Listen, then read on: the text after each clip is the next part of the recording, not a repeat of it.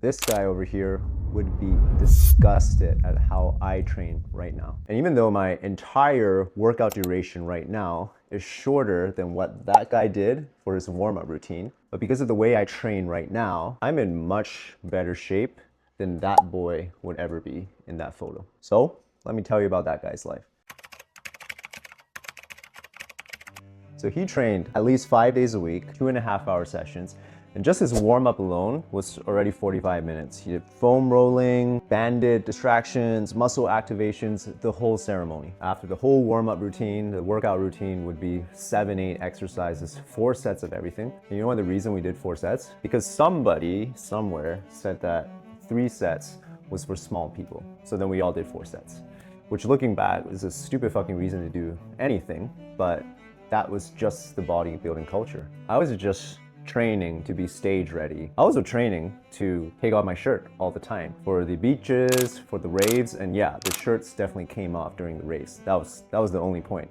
The Instagram, social media, shirtless selfies and photo shoots were just another way to collect likes from random strangers that I was never gonna meet. Here's the part no gym bro would ever admit, and I'm just not talking about your average gym bro. I'm talking about the gym bros that are shredded, diced all year round. Literal walking anatomy charts. And these walking anatomy charts go out to party.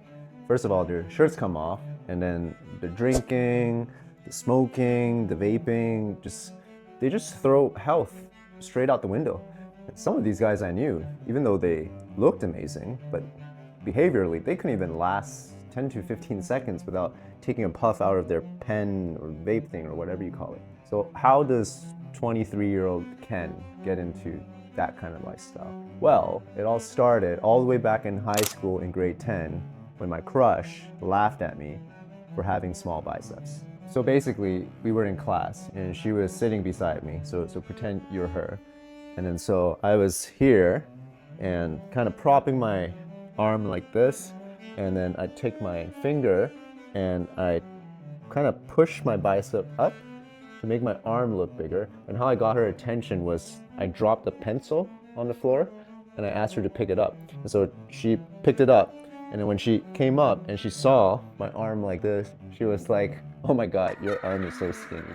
Completely crushed my confidence. So from that point on, I went to the gym every single day, and my only goal was to get bigger biceps. Eventually, I worked out long enough that all my friends and family acknowledged that I was no longer a skinny boy. I was in shape. But that still wasn't enough for me. I wanted to be validated at a higher level. So then I seeked competition. I wanted a judge with a clipboard and a pen look at me on stage and be like, "You have big biceps." So that is the origin story of how I jumped into the gym bro lifestyle and eventually into the men's physique competitions. It wasn't for health, it wasn't for longevity, it was for the girl that I had a crush on who laughed at my tiny biceps. Okay, so fast forward, I turned 32 this year, and I know what some of you guys are thinking. Oh, he got old and he got busy and he had to leave the gym life behind. No, because I was already running Black Box Gym back when I was competing in men's physique. So it's not all that. It's more like as the business continued to grow, more and more of the responsibilities started landing on me. So take content, for example. I used to outsource it to a social media agency. Over the years, I decided to take matters into my own hands and make my own content. And what I found was that as a small business owner, the owner making the content is always going to be paying an agency to care. On top of that, my parents are aging, and so I want to start cutting out more time to spend with them. And my own kids, well, that's right around the corner. So when that comes, I'll have even less time. So that guy in the photo doing 2.5-hour, 3-hour sessions, and everything he did had to serve his one and only mission in life to build more muscle. That guy literally can't exist in my life anymore because there just aren't enough hours in the day. And then one day I was standing in front of the mirror and I realized my hairline was receding. And I was like, holy shit, like this is something I never paid any attention to in my entire life. And I love to tell you that I wasn't affected at all, but it did affect me. It actually affected me to the point where I went and shaved my entire head. Yeah, I really did that. And this whole time, the guys around me, and I'm talking about the guys in my industry, coaching people for a living, And they're saying things like, oh, I used to be able to lift this, but now I can't anymore because I got injured. Oh, training used to be so fun, now it feels like such a chore. And my personal favorite, oh, enjoy it while it lasts, bro. Once you start aging, your testosterone is gonna drop, it's inevitable. Eventually you're gonna have to hop on TRT like the rest of us. For a minute, I actually considered it. I mean, think about it. I'm a gym owner, I do fitness for a living, is literally my entire career. If I quietly hop on TRT, like who's even gonna blink an eye?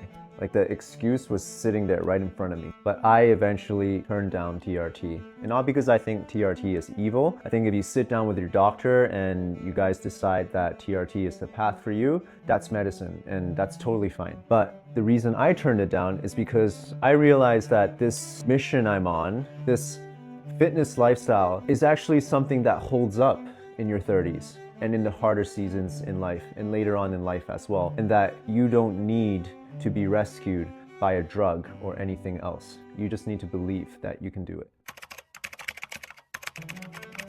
Okay, so here's the reframe that changed everything for me. Your training is not some test that proves how dedicated you are. Your training is just a dose. That's it. That guy in his 20s, he wasn't wrong. Like, I'm not sitting here regretting how I trained back in my 20s, because your 20s is supposed to be a time where you're overbuilding yourself. All that muscle I built during those ridiculous 2.5 hour, 3 hour sessions, that's still paying me dividends today. So that training in my 20s was the right dose for that life. But my goal changed. My goal went from train for the stage to train for life. And when your goals change like that, your training has to train accordingly. Otherwise, the whole thing is just going to collapse on you. So let me tell you what my actual training dose looks like right now. It's 5 to 6 days a week, 60 to 90 minutes per session. 4 of those sessions, I do resistance training. So it's chest, legs, back, shoulders and arms. And then 1 or 2 days I will run. And I also track everything. And not to show off, I track everything so I'm able to manage my intensity and not guess at how hard I should go every single session. So look at this photo again. This photo is a highlight. And a photo is exactly what a highlight is. It's one single frame, one single moment engineered to be looked at. But you can't live in a photo. Nobody lives in a photo. And the upkeep of this photo is 20 plus hours of gym, diet, incline treadmill walking, and sacrificing literally everything else to make that happen. But what I've got right now, and while it may not photograph as well as that lifestyle, but it's a sustainable routine. And a sustainable routine is something that you're able to live in for a long time. And that whole concept about the highlight, it didn't just affect my training, it also affected my diet. So I'm a systems guy, right? I like following systems, that's just in my nature. And so for the longest time, my system for eating said chicken breast, broccoli, rice, every day. So I did that every day for years. And then at some point, I decided I needed more healthy fats in my diet, and the carnivore diet and then the all beef and rice diet was getting really popular. So instead of chicken, broccoli, rice, I switched to bison and rice. And so after a year and a half of eating extra lean ground bison and rice every single day, I ran into a cholesterol problem. And so this perfect diet system that I built to be disciplined and which I executed perfectly for years ended up driving me into a wall. Because when you build a system for a permanent highlight, that system is rigid. And rigid by definition means it's inflexible. And when your system is inflexible, inevitably it's going to crack. So now my diet system is a lot more flexible. I think for most, it would still require a certain degree of discipline, but compared to before, I'm not as rigid where I'm just sticking literally to the same meal every single day. And so specifically when it comes to the flexibility, I want to talk about protein. I make it a point to try to eat different sources of protein throughout my week. So if I've been eating a lot of chicken, then when I go to a restaurant, I'm going to order more beef. If I'm eating a lot of beef, then I'm going to order more fish. If I've been eating a lot of animal meats, then I might throw in some Greek yogurt, cottage cheese. And so I'm getting the whole spectrum of proteins instead of just sticking to one thing for years. But if I had to be honest, it's still mostly chicken and rice, at least like 80%. And then there's running. Remember how running was basically banned from my old life of Men's Physique? Now running is probably, arguably, the most important day of my training. And it's not even about heart health. Because here's something that nobody tells you about bodybuilding, and it's that bodybuilding is a very lonely sport. And logistically, it makes sense. In order for you to get your best workout, it's really important to manage your rest period in between your sets.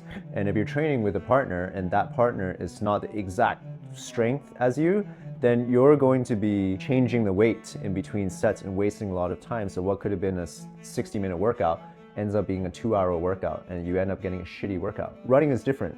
Running, it's easy to run with a partner because most of the benefits of running come from zone 2 running, which aerobically, your heart rate means it's about 60 to 70% of your maximum heart rate. In other words, even an easy pace, you'll still get the benefits of running. So a faster person can run with a slower person and they'll both get a good workout. And so that's really why running is different for me. I feel that running has given me time back with my friends and loved ones, and that's something that 10 years of barbells and dumbbells never did for me. And if you made it this far, some of you are probably going at this point, bro, you're 32, not 70. Come talk to me about aging in 30 years. And you're probably right. I'm making a claim here that I haven't finished proving it. But that's kind of the whole point of this channel, isn't it? I'm not showing you some kind of finished before and after. I'm showing you the middle of the experiment while it's actually happening. And look, I want to be honest, I haven't transcended all of this stuff. I still check my hairline in the mirror, and I still post shirtless selfies on my Instagram story every now and then. But here's the point of all this, and it's that back in my 20s, attention was purely for self-validation. Now in my 30s, attention is an opportunity for me to teach and inspire you to live the fitness lifestyle. And that makes all the difference. So let me just bring this all together for you. You don't need to train like you're in your 20s anymore. You just need to figure out your training dose for this decade. You don't need a highlight reel. You just need a sustainable routine that you can actually live in. You don't need a bigger audience. The only audience you need are the people that's already in your life right now. Because think about it, in your 20s, almost anyone can be in good shape if they just go to the gym. But in their 70s, almost nobody's in good shape. And that's not because their bodies gave out on them. It's because somewhere in their 20s, 30s, or 40s, they've decided that living the highlight reel in their 20s was enough for them, and that they've quietly given up on their future self. As for me, I've already decided, because there's definitely a 70-year-old version of me out there by the pool, shirt off, ripped, with his grandkids and absolutely thriving. Every single decision I make for my fitness and health is casting a vote to become that guy. And there's a version of you out there too, casting that exact same vote. Maybe this decade, probably this year. So make that vote count.